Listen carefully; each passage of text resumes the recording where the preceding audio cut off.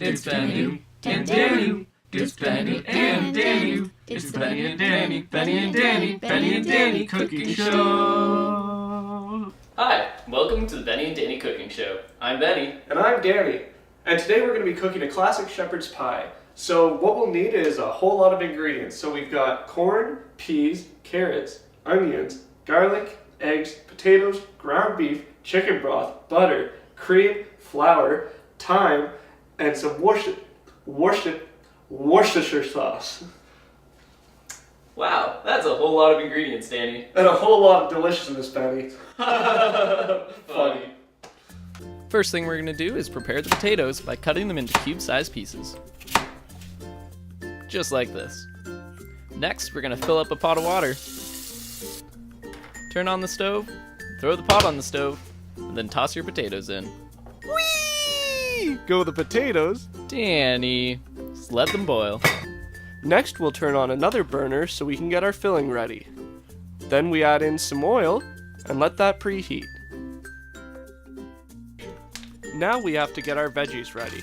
So the first thing we're going to add in is our onions. We want to get them caramelized first, and I like to get every single onion in.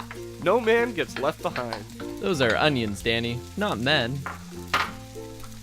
Next we add in our nicely diced carrots. Carrots. Now we want to mix these around in the oil and get them nice and caramelized.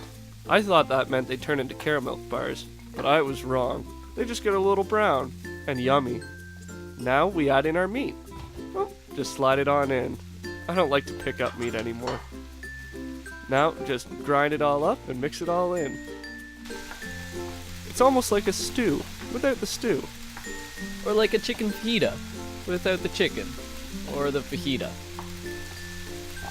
Next, use a fork to pierce your potatoes to check if they're easily pierceable.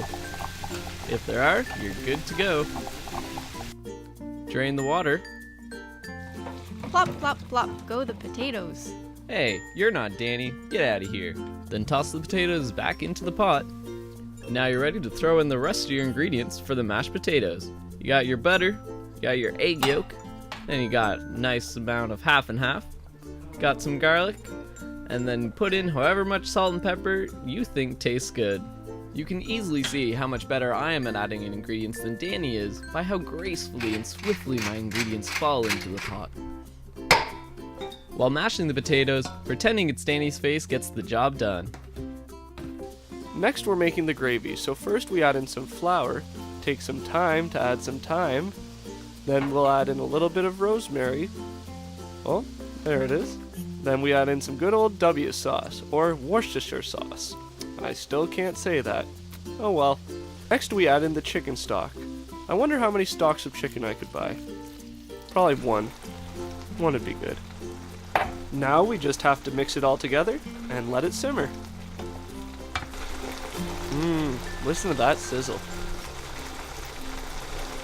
Now that the gravy's ready, we'll turn down the heat and then we'll add in our peas and our fresh corn. Hey look, you learned how to add ingredients quickly. And mix it all together. Our oven's preheated at 400 degrees Fahrenheit. Alright, now we're gonna put it all together. Let's get the filling in first.